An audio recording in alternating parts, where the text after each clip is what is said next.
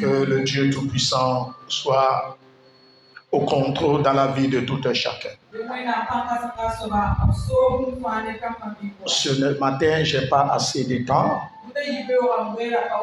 J'ai un message pour l'Église. Le thème que je vais développer avec vous ce matin est intitulé « La porte de la délivrance ». La porte de la délivrance. Baissez légèrement la tête. Éternel Dieu, nous te disons merci pour ta grâce et ton amour. Nous demandons à ce que ton esprit nous assiste, que ton esprit nous guide. Seigneur, dispose les cœurs pour que la personne leur soit la parole pour que la parole leur soit bénéfique au nom de Jésus. Merci pour tout. Amen. Bien-aimés dans le Seigneur, vous allez me lire Acte 12, verset 10. Acte que dit la parole de Dieu. Tenez-vous debout pour honorer la parole. Oui, allez-y rapidement. Acte 10, 12, 22. Lorsqu'ils eurent passé la première garde, oui, puis la seconde, oui, ils arrivèrent à la porte de fer qui mène à la ville et qui s'ouvrit d'elle-même devant eux. Ils sortirent et s'avancèrent dans une rue. Aussitôt, l'ange quitta Pierre. Amen. Amen. Veuillez vous asseoir. Bien-aimés dans le Seigneur, ce matin, vous devez comprendre que il y a un principe divin infaillible. À chaque fois que Dieu veut opérer sur la terre, lorsque les enfants de Dieu sont en difficulté, il faut que d'abord le ciel s'ouvre. Il faut que la porte du ciel s'ouvre pour faire descendre soit un ange, soit une théophanie de Dieu ou bien la Christophanie, soit une marque ou bien Dieu même prend une forme pour descendre ou bien le Christ prend une forme pour descendre et opérer sur la terre. Qu'est-ce qu'on appelle la porte de la délivrance? La porte de la délivrance symbolise la libération d'une oppression, de la captivité ou d'une forme de fardeau.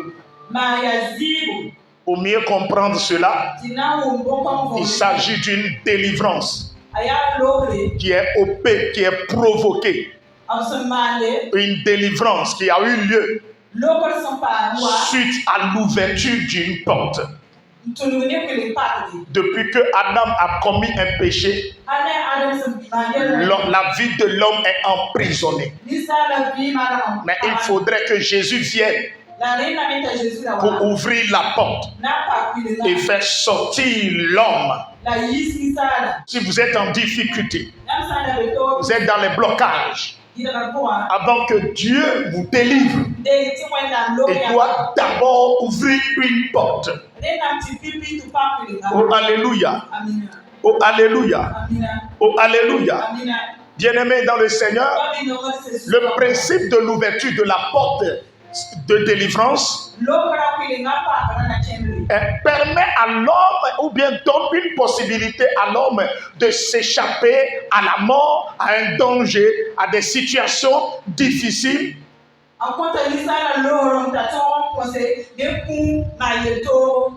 Et de retrouver la liberté spirituelle en Jésus, ou bien d'accéder à la justice divine. Amen. Oh, amen. Nous venons de lire un texte. Quand vous prenez Acte 12, le verset 10, on nous parle de l'emprisonnement de l'apôtre Pierre. Et comment il a été délivré par un ange. Et dans ce chapitre, la Bible nous dit, lorsque Pierre fut emprisonné, l'Église ne cessait pas d'adresser une prière à Dieu. Dans Acte 16, le verset 26, l'apôtre Paul fut emprisonné.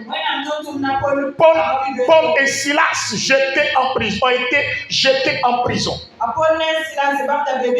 Et maintenant, dans cette dimension, eux, ce n'est pas l'Église qui a intercédé à leur faveur, mais c'est eux-mêmes qui ont prié et loué Dieu et libéré une puissance, la puissance divine, dans la prison.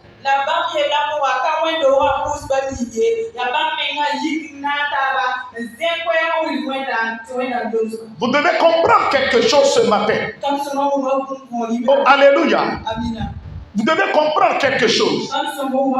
Quand vous prenez la Bible et vous analysez les deux cas, les deux emprisonnements, emprisonnement de Pierre et emprisonnement de Paul et Silas, cela donne des révélations cachées. Amen. Qui est Pierre? Pierre est le roc sur lequel Jésus a bâti son église. Et les clés du royaume des cieux ont été données à Pierre. Qui est l'apôtre Paul? Paul est le garant de la doctrine chrétienne. Maintenant, écoutez ce que Satan a. Regardez comment Satan a opéré. Il a pris Pierre, il l'a jeté en prison. Il a pris Paul, le garant de la doctrine chrétienne, jeté en prison. Donc si les deux ont été jetés en prison, indirectement, l'Église est emprisonnée. Oh, alléluia. Oh, alléluia. C'est pourquoi ce matin, tu détiens, tu portes la clé, tu as la clé de tout un peuple, de la destinée, de ta famille, de tes enfants. Et l'ennemi fait tout pour te bloquer, pour t'emprisonner spirituellement, pour que toi, tu ne réussisses pas. Parce que s'il sait que si ta réussite est la réussite d'une nation, ton bonheur est le bonheur d'une nation, ton élévation est l'élévation d'une nation. C'est pourquoi il t'a bloqué. Mais laisse-moi te dire, Dieu, la manière dont il a libéré Pierre, il a libéré Paul et Silas, c'est de cette manière, une porte s'ouvrira et tu auras ta liberté financière. Une porte s'ouvrira et tu trouveras ta liberté en Jésus-Christ, ta liberté spirituelle, ta liberté dans les affaires, ta liberté professionnelle, ta liberté sociale. Dis-moi un bon amen.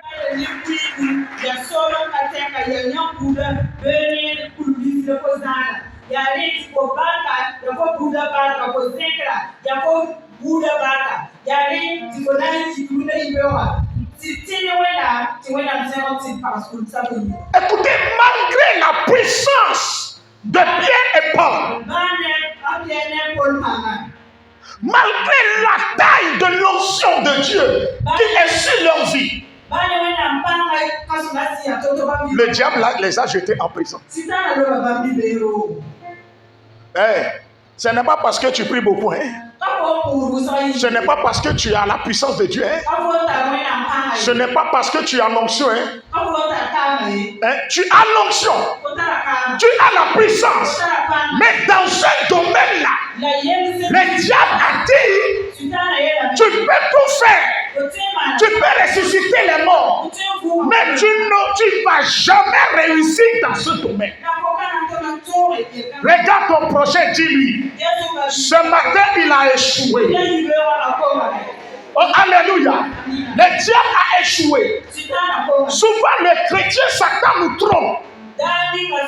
Il nous donne une réussite. Il nous présente une réussite apparente pour nous faire croire que nous sommes en train de réussir. Mais elle nous rend aveugles et nous empêche de voir la réussite selon Dieu.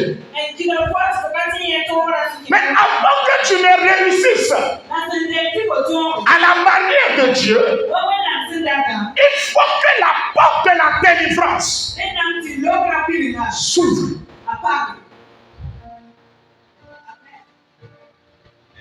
Pour que tu sois totalement libéré. Ils avaient l'onction. Ils avaient la puissance. L'ombre de Pierre qui guérissait les malades. On imposait des mouchoirs sur l'apôtre Paul. Mais cela n'a pas empêché le diable de se cacher derrière les événements naturels pour les emprisonner. Hey, tu es ici ce matin, mais dans un domaine, tu es en prison. L'ennemi ne va pas t'empêcher de jeûner. Mais ce qui fera ta liberté, ce qui fera l'objet de ta liberté, une liberté éternelle, il va tout faire pour t'empêcher d'avoir cette liberté-là. Mais ce matin, Dieu fera un miracle. Dis-moi Amen. Je dis dis-moi Amen. Je dis dis-moi Amen. Je dis dis-moi Amen. La Bible dit l'église ne cessa pas de prier. Dans le premier cas, l'église a prié. Et la prière de l'église a ouvert la porte du ciel. L'ange de l'Éternel est descendu dans la prison. Oh, alléluia. Maintenant, dans le deuxième cas, Paul et Silas ont prié. Et la gloire est descendue. Et leur prière a produit quoi? Un tremblement de terre qui a la capacité de détruire, de briser les liens des prisonniers. Oh, alléluia. L'église a prié. Et leur prière a emmené Dieu à se manifester. Paul a loué Dieu. Il a prié. Dieu s'est manifesté par un tremblement de terre qui a ouvert les portes des prisonniers. Les prisonniers n'ont pas prié. Il y a des criminels là-bas. Il y a des occultistes emprisonnés là-bas. Il y a des gens qui ont pris leur prochain, fait des sacrifices et on les a emprisonnés. Mais à cause de la présence de Paul et Silas, ils n'ont pas confessé Jésus, mais la présence de Paul et Silas a ouvert aussi leur porte. La porte de leur cellule. Ta présence est dans cette maison. Ta présence dans ce service. Ta présence est dans cette église. Ta présence est dans cette famille. Elle va libérer des captifs au nom de Jésus-Christ. Va ouvrir les portes devant toi. Si dans ton environnement, des gens sont emprisonnés, des gens sont pris en captivité, il y a un esprit qui contrôle les gens. Si l'esprit de Dieu t'amène dans une boîte professionnelle, une boîte professionnelle, c'est-à-dire une entreprise, Dieu t'amène, il t'envoie dans un service. C'est pour un objectif. Parce qu'il y a des gens qui sont liés. Il y a des gens qui travaillent dur. Mais ils n'arrivent pas à avoir le salaire que leur doit. Alléluia. Quand leur devait, alléluia. Ils ne recevaient pas leur salaire. On les exploite. On les maltraite. Mais Dieu t'a envoyé dans la boîte pour libérer ces chances, pour qu'ils gagnent, pour qu'ils reçoivent la stabilité financière, la liberté financière.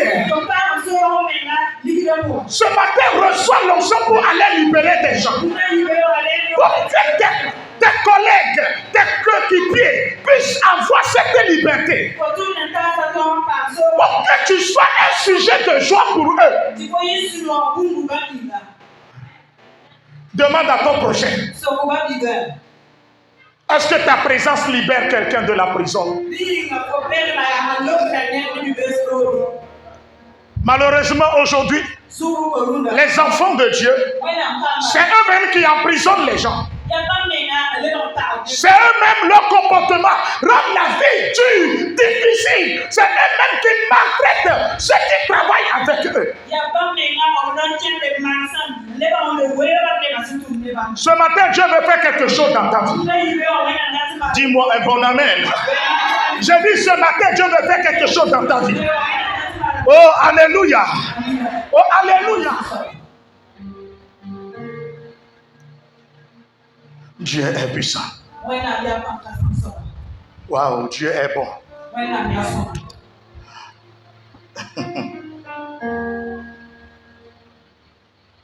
La vie spirituelle.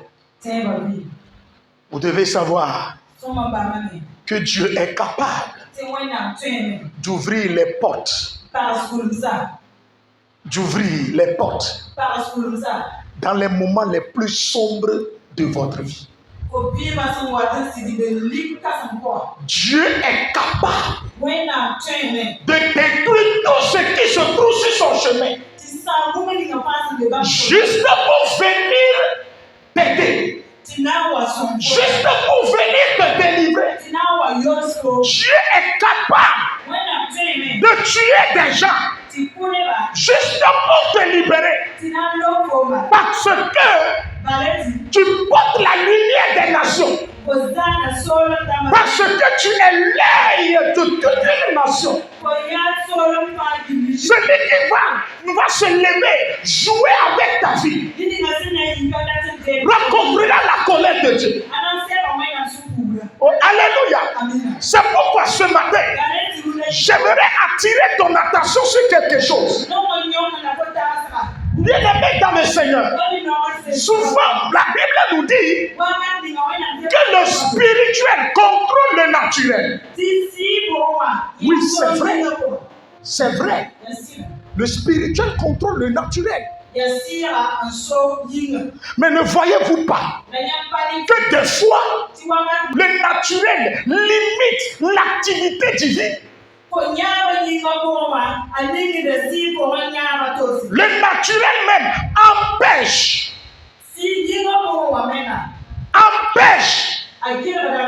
les anges d'intervenir. Pierre a reçu une mission. Paul a reçu une mission. Mais le diable s'est caché derrière les événements. Les événements naturels. Pour quelqu'un d'autre, c'est normal qu'il se retrouve en prison. Mais quel était le but?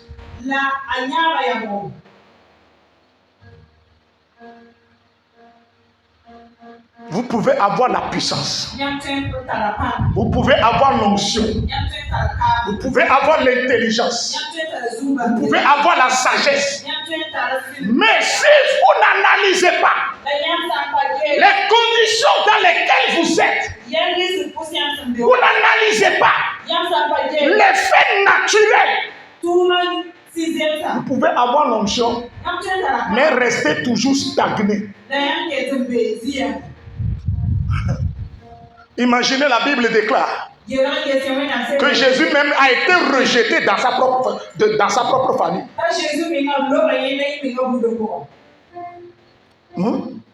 Dans sa maison, il a été rejeté. Ça veut dire qu'en ce lieu-là, le naturel a pris le dessus du spirituel.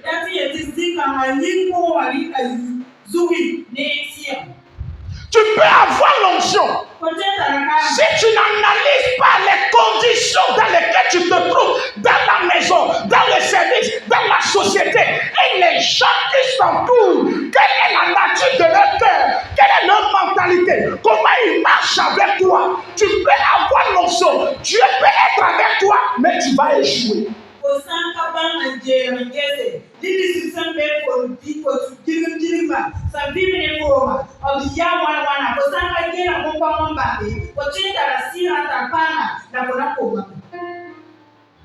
C'est pourquoi dans la Bible, vous allez voir qu'en certains lieux, Jésus ne fait pas miracle.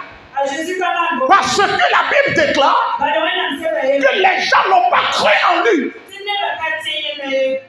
Ils ne croyaient pas en Jésus. Donc l'incrédulité a bloqué quoi? L'activité, la manière dont Jésus doit opérer en ce lieu.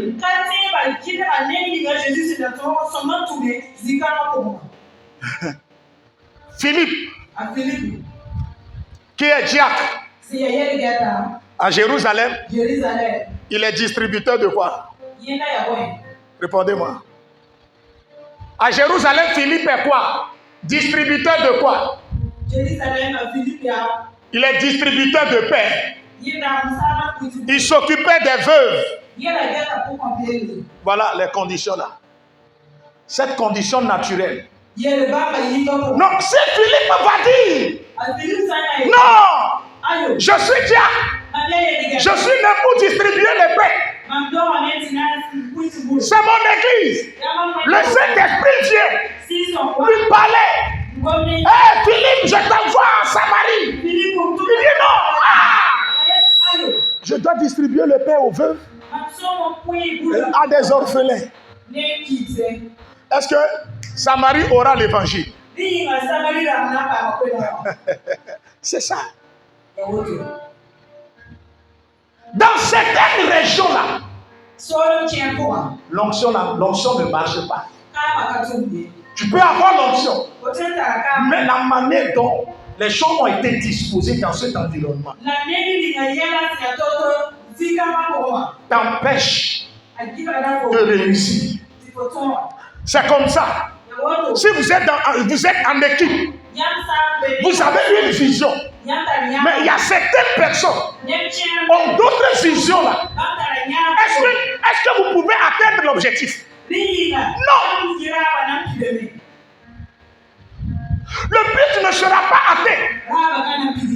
Bien aimé, il faut savoir que à chaque fois que tu veux faire quelque chose et tu vois que quelqu'un constitue un blocage, c'est pas toi de cette personne. C'est pas toi de la personne. Parce que la personne n'a pas un bon cœur. Elle ne peut pas t'amener à aller loin avec le Seigneur. Quand tu vois la mentalité de la personne, tu vois que la personne n'est pas la personne a décidé de désobéir à Dieu. Si tu veux marcher avec cette personne coûte et coûte, elle va te faire quoi? Elle va te mettre en retard. Demande à ton prochain qui est ton ami. Demande-lui qui est ton collègue de service.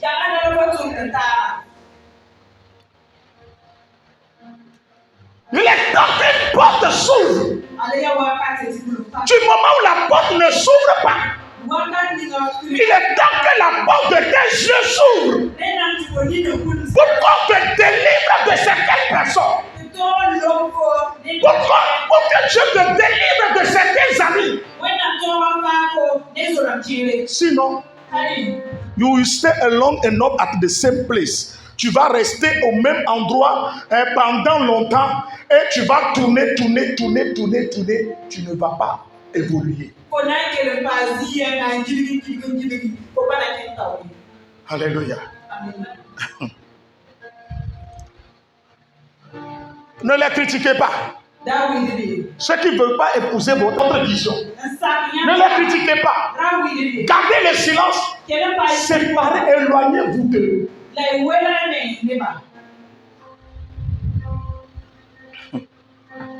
Dis-moi amen. Dis-moi amen.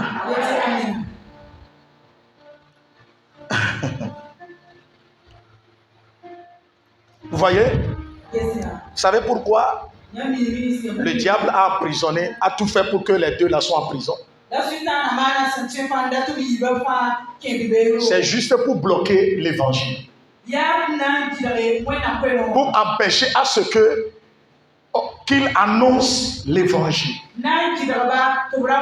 Qu'il annonce la bonne nouvelle. Nous allons lire un peu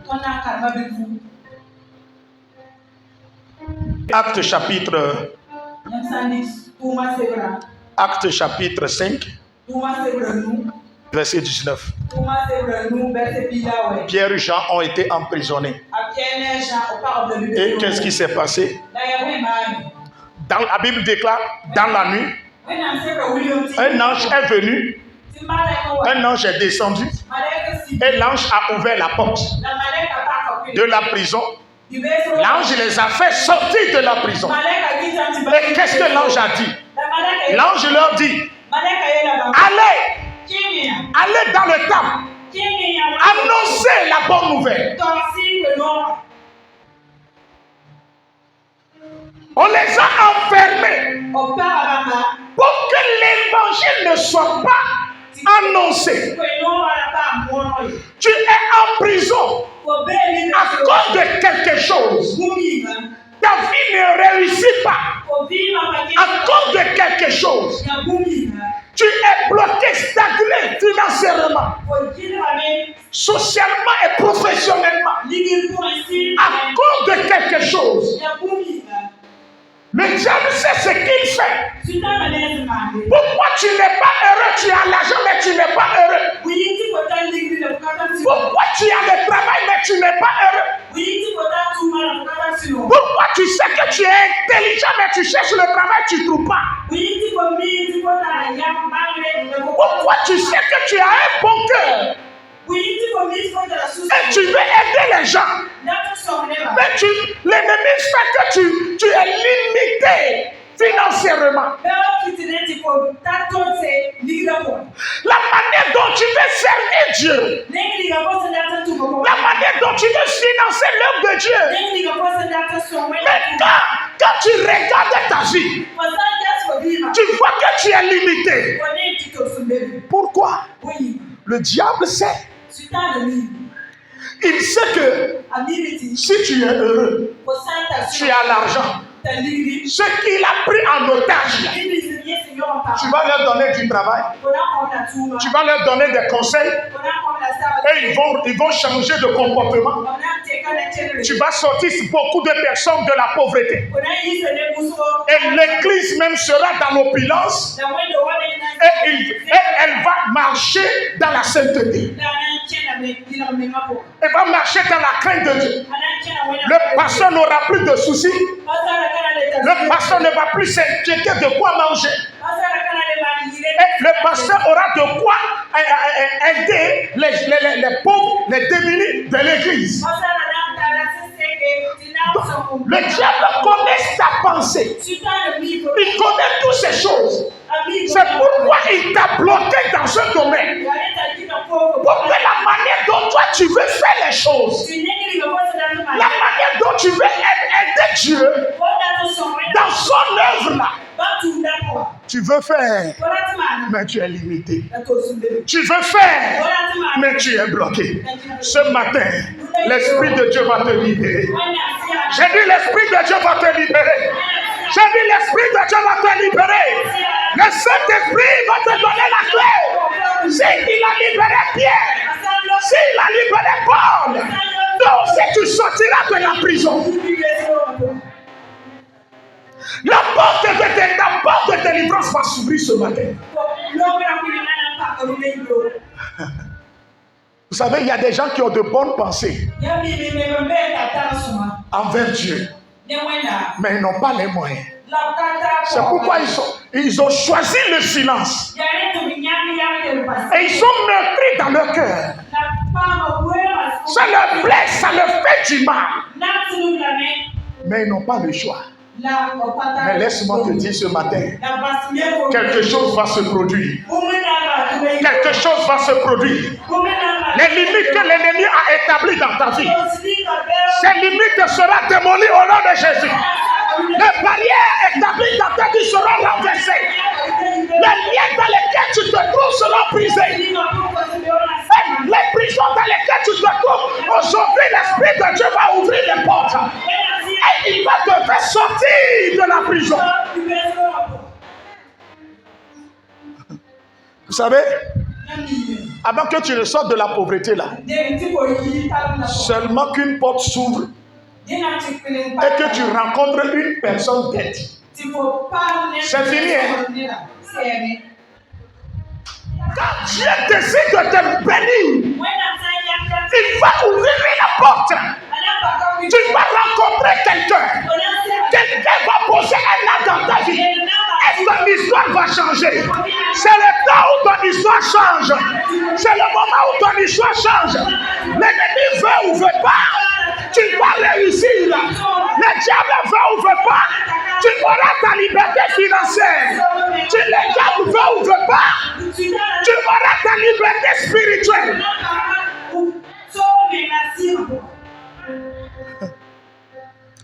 C'est pourquoi si vous connaissez ces principes, vous n'aurez plus peur. Vous saurez qu'il y a un temps pour tout. Je souffre aujourd'hui, mais je sais que un jour, même de la prison, je vais me retrouver au palais. Oh, alléluia! Oh, alléluia! Oh, alléluia! De la bergerie, je vais me présenter devant Goliath. Que Dieu vous envoie un Samuel dans ta vie. Celui qui détient l'huile de l'héritage de Dieu. Que Dieu envoie le Samuel dans ta vie. Que Dieu t'envoie ton Samuel pour verser l'huile de bénédiction sur ta tête. Pour verser l'huile de gloire sur ta tête. Pour verser l'huile de l'émotion sur ta tête. Tu ne seras plus la même personne. C'est parce que l'Esprit de Dieu te rencontre pour que ta destinée soit restaurée.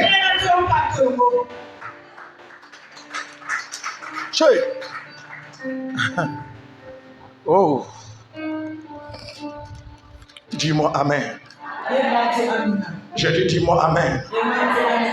Oh, alléluia, dis-moi Amen. Vous voyez? Qu'est-ce qui s'est passé avant que les Égyptiens ne laissent les enfants de Dieu? Si vous ne lisez pas bien la Bible, vous ne saurez pas que c'est une porte qui est ouverte. Dieu dit à Moïse, sacrifiez un agneau. Prenez son sang, appliquez-le sur les linteaux des portes. Pourquoi les linteaux? Pourquoi le linteau des portes? Pourquoi il faut appliquer le sang sur la porte? Dans l'Ancien Testament, dans le Nouveau Testament, Jésus dit qui est la porte. Jésus est la porte et c'est lui qui a versé le sang pour que les enfants de Dieu soient libérés. Ils ont appliqué le sang. Dès que le sang fait appliquer sur les linteaux, la porte de protection est ouverte. Le peuple est protégé à cause. La porte de distinction est ouverte. Le peuple est sécurisé.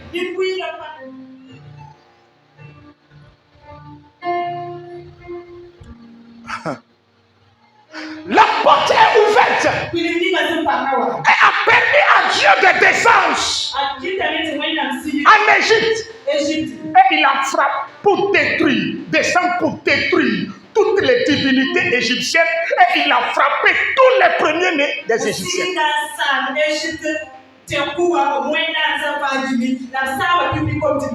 Si le sang n'a pas touché la porte, Dieu ne descendra pas. Quand on parle de la descente, on parle déjà d'une ouverture céleste. Dis-moi Amen. Non, Dieu va descendre dans tes projets ce matin au nom de Jésus. Dieu va descendre dans tes activités ce matin au nom de Jésus. Je dis ce matin, Dieu va descendre dans ton foyer, dans la vie de tes enfants, dans la vie de ta femme, dans la vie de ton mari. Dieu va descendre dans chaque domaine de ta vie.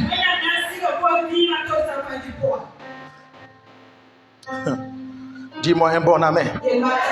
Lorsque Dieu est descendu, le peuple a quitté l'oppression, l'esclavage, la domination, à la liberté. Le peuple a retrouvé sa liberté. Ce matin, tu vas retrouver ta liberté. J'ai dit, tu vas retrouver ta liberté. Donne-moi un bon amen. Je vais vous enseigner quelque chose avant qu'il ne soit l'heure. Écoutez-moi bien, dans Jean 10, verset 9. Jean 10, verset 9. Jésus dit, je suis la porte. Si quelqu'un entre par moi, il sera sauvé. Il entrera et il sortira et il trouvera de pâturage. Analysons, nous allons analyser ce verset. Si Jésus dit, celui qui entrera sera sauvé, cela sous-entend que la personne est en danger. Et le seul moyen est Jésus-Christ. La seule porte de secours, c'est Jésus. La personne sera sauvée. Ça veut dire que la personne est en danger.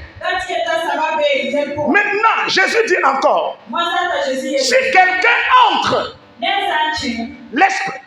écoutez, quand il dit si quelqu'un entre, cela implique que une porte est déjà ouverte.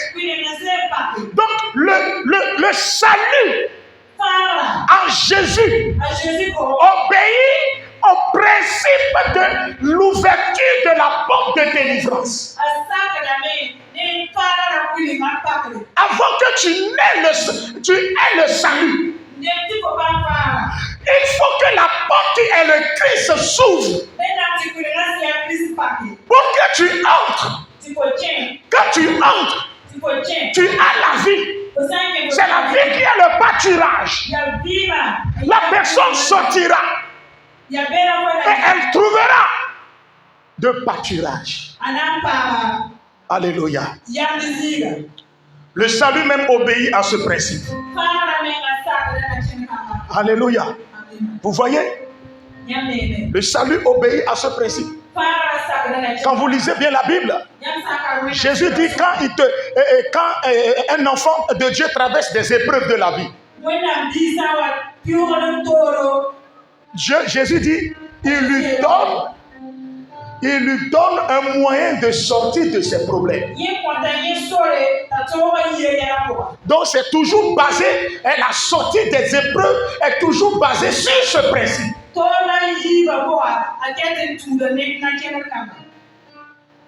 Avant que Israël ne sorte d'Égypte définitivement, il faut que le Moïse sépare la mer en deux, ouvre la mer.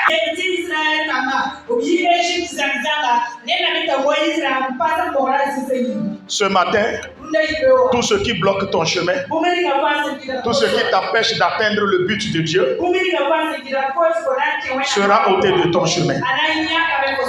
Quand vous prenez Matthieu 28, verset 2 à 3, même la résurrection de Christ est basée sur l'ouverture des portes de délivrance.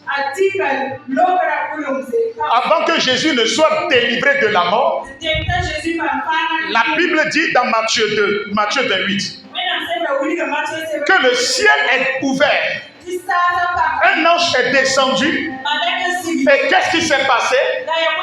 La descente de l'ange est accompagnée d'un tremblement de terre. L'ange a enroulé la pierre. Et il s'est assis là-dessus. Un ange de Dieu est descendu Il a ouvert la porte du séjour des morts. Et Jésus est sorti. Il est ressuscité. Il est revenu à la vie en tenant les clés de la mort et du séjour des morts. Pierre d'échec que l'ennemi a posé sur toi et qui t'empêche de sortir du lieu où il t'a laissé. Ce matin, la pierre est enroulée au nom de Jésus. La pierre est enroulée au nom de Jésus.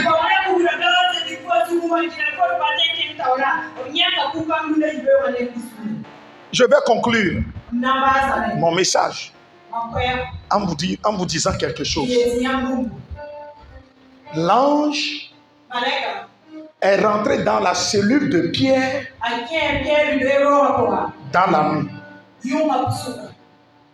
Ça, c'est un. Dans Acte 5, 19,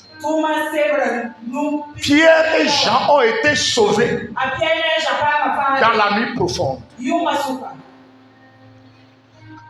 Dans Acte 16, 26, Paul et Silas ont été délivrés par le tremblement de terre dans la nuit profonde. Ça, c'est deux. Les Israélites ont été délivrés. Exode 12. Dans la nuit profonde, Dieu est descendu et il a frappé de mort les Égyptiens. Et le peuple fut libéré. La nuit. Regarde ton prochain, dis-lui la nuit. Dans la nuit, l'ange est descendu et il a changé le nom de qui? De Jacob en Israël. La nuit.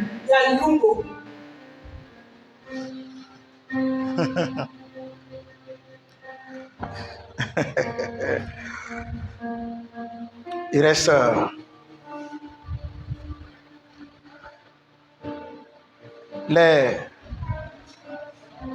les cinq vierges.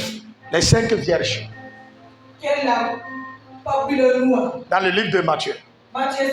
La Bible dit, au beau milieu de la nuit, l'époux est venu et il a fait entrer les cinq vierges sages.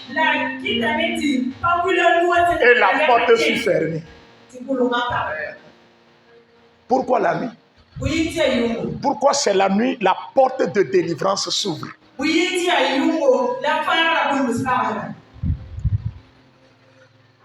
Hey. Le chrétien n'a pas le droit de dormir à 0 heure.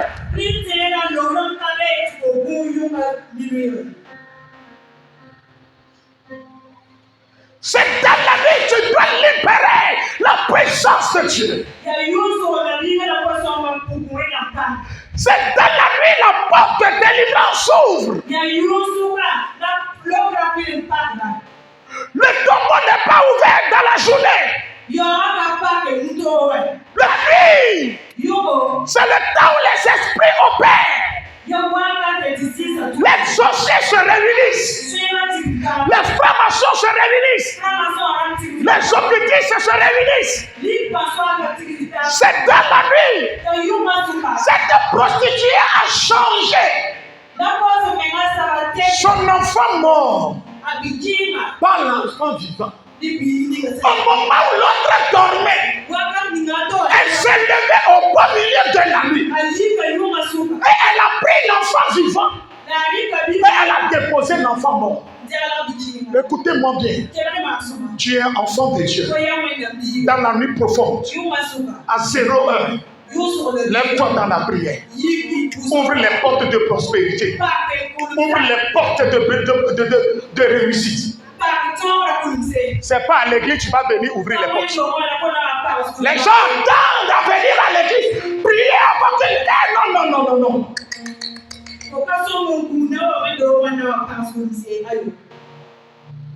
C'est toi qui n'as personne qui intercédera en ta faveur. Toi-même intercède en ta faveur. Intercède-toi en ta faveur. Pierre, lui, Pierre a l'église. Paul n'a personne. Silas n'a personne. Il a dit quoi?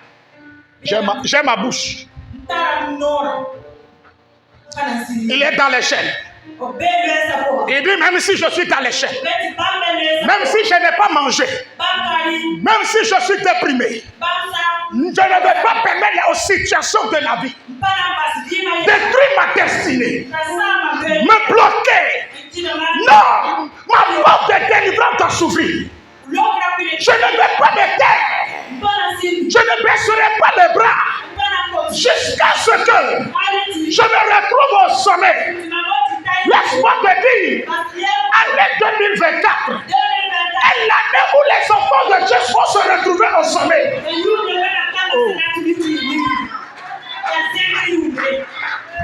Écris ça sur un bout de papier. Mets ça dans ton calepin. 2024, c'est l'année où les enfants de Dieu seront au sommet.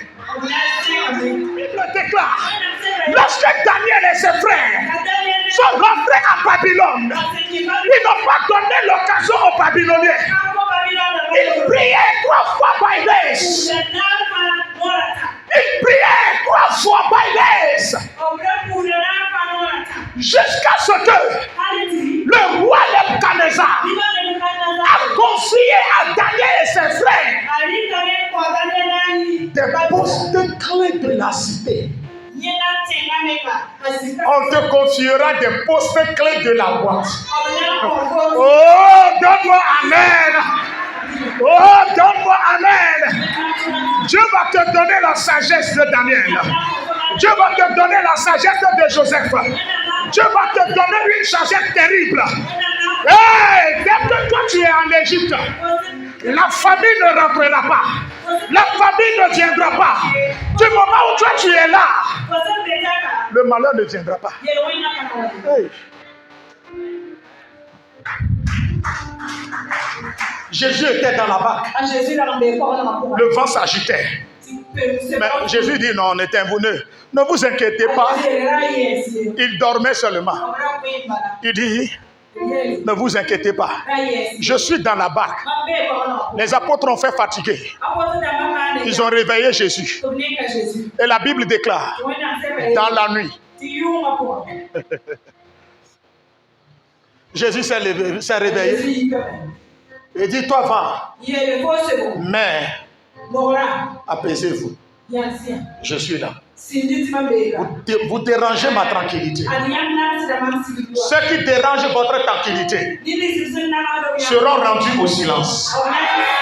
Ceux qui dérangent votre paix seront réduits au silence.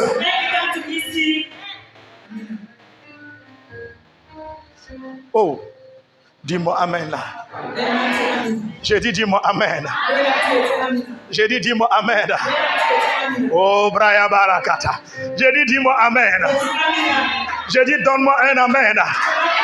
J'ai dit donne-moi un amen. La Bible déclare au beau milieu de la nuit.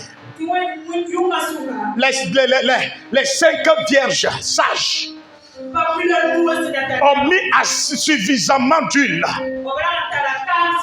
dans leur lampe et elles étaient prêtes à l'ouverture de la porte. Sois prêt pour l'ouverture de la porte. Continue à prier. Continue à prier. Continue à jeûner. Continue à prier. Continue à jeûner. Un jour seulement, on va t'appeler depuis la présidence, depuis le conseil des ministres, que c'est toi qui es digne de piloter le travail. C'est toi qui es digne de diriger l'entreprise. Que cette grâce vienne sur toi. Que cette grâce repose sur toi. Laisse-moi te dire, tu n'as rien vu alors. Parce que Dieu a un plan pour ta destinée. Embrasse ton projet. Celui qui est à côté de toi, à gauche, à droite. Embrasse.